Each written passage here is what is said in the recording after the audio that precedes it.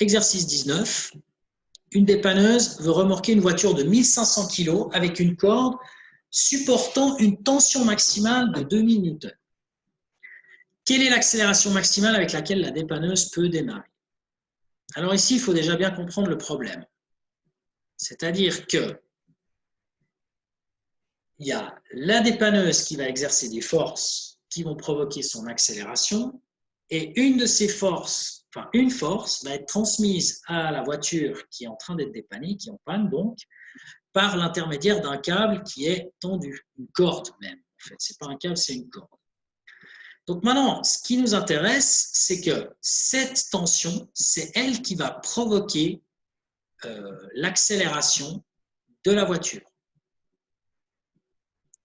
Vous allez me dire, oui, mais l'accélération de la voiture, on s'en fout, puisque ce qui nous intéresse, c'est l'accélération de la dépanneuse. Et moi, je vais vous dire que non, on ne s'en fout pas, parce que finalement, vous avez la voiture qui est ici, la dépanneuse qui est là. Quand la dépanneuse part en direction de la droite, par exemple, eh bien, la voiture, elle va aussi accélérer avec la même accélération. Elles vont les deux avancer en même temps, en fait. Donc, cette accélération de la dépanneuse, c'est en fait l'accélération de la voiture. Alors, dans le corrigé, j'ai représenté les forces qui s'exercent sur la voiture. Donc, vous avez toujours le poids vertical vers le bas, la force de soutien vers le haut, et puis vous avez ici une force de tension qui s'exerce dans la corde, en fait, et qui est donc exercée par la dépanneuse qui est ici. Alors maintenant, le truc, c'est que cette dépanneuse, elle va accélérer. Donc, elle va subir une accélération que je vais représenter, mettons, en vert. Donc, le moteur de la dépanneuse va créer une force qui va avoir comme conséquence une accélération de cette dépanneuse. En accélérant, cette dépanneuse va tendre la corde. Et une fois que la corde est tendue, eh bien la voiture, elle va accélérer avec une accélération qui est identique à celle de la dépanneuse. C'est la même, cette accélération. Donc en fait, si vous voulez, l'histoire là-dedans, c'est de voir le problème de la manière suivante, c'est de voir que la tension dans la corde, qui est provoquée par la dépanneuse, mais qui agit sur la voiture, eh bien, cette tension dans la corde, elle est responsable de l'accélération de la voiture. C'est la relation de cause à effet qui est la deuxième loi de Newton. Alors, tout ça, je l'écris en fait un peu plus en dessous, là, ici. Je vais faire ça en violet. La deuxième loi de Newton, sur la voiture, elle s'écrit de cette manière-là.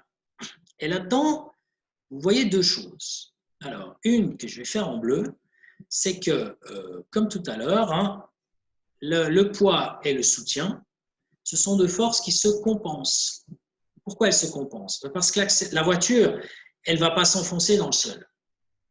Elle ne va pas non plus décoller. Donc, ça veut dire que les deux forces qui sont pas horizontales, en l'occurrence verticales, s'annulent, en fait, ici.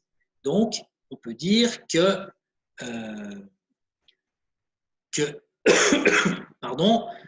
S et P, le soutien et le poids, se compensent. Et donc ça s'écrit comment? Eh bien, ça s'écrit comme S plus P, la résultante des deux est égale à 0. Ou si vous voulez, S égale P, en fait. Donc maintenant, si on prend ça, S plus P égale 0, ça veut dire que dans la deuxième loi de Newton qu'on a écrit, ça fait 0. Et donc, ça dégage. Et qu'est-ce qui reste? Eh bien, il reste T. Et T est égal à la masse fois l'accélération. Donc, la seule chose intéressante dans notre problème, c'est la tension de la corde, T, qui apparaît ici, qui apparaît aussi ici, qui va provoquer l'accélération A, qui apparaît ici et là. Et donc, d'après la deuxième loi de Newton, entre les deux, eh bien, il y a un facteur, et ce facteur, c'est évidemment la masse, mais la masse de la voiture, ici. Donc, encore une fois, ce qu'il y a ici, ces trucs avec les axes X et Y, pour l'instant, vous laissez tomber. On peut faire une approche sans considérer ces axes, c'est ce qu'on fait maintenant. Et on verra ça une autre fois. Ça fait partie justement de la fameuse nouvelle méthode qu'on va bientôt étudier, probablement la prochaine fois. En fait. Alors, maintenant qu'on a cette relation T égale MA, qui est là, ici, T égale M fois A, nous, on veut savoir quelle est l'accélération maximale avec laquelle peut accélérer justement la dépanneuse et donc du coup la voiture. Donc on a besoin de cette accélération. Donc, pour l'obtenir, il faut diviser par M. Et donc on obtient A égale T sur M. Donc on voit là-dedans que si la tension augmente, l'accélération augmente. On peut dire que si T augmente, alors l'accélération, elle augmente aussi. Donc maintenant, on a l'accélération quand elle est au maximum de son augmentation, c'est quand lorsque T est aussi lui-même au maximum de son augmentation. Donc, pour calculer l'accélération maximale, eh bien, on va donc devoir considérer la tension maximale admissible par la corde, c'est-à-dire les 2000 newtons. Au-delà de 2000 newtons, la corde, elle se casse. Alors, il nous reste, donc, d'après la formule qu'il y a ici, le petit m, c'est la masse de la voiture. Cette voiture, elle fait 1500 kg. Et donc, grâce à ça, on peut déterminer l'accélération en faisant donc la même formule que là, T sur M. Donc 2000 sur 1500, ça nous donne 1,33 périodique, 1,3333. Et donc les unités, bien sûr, comme on a des newtons et des kilos, ça donne des mètres par seconde au carré.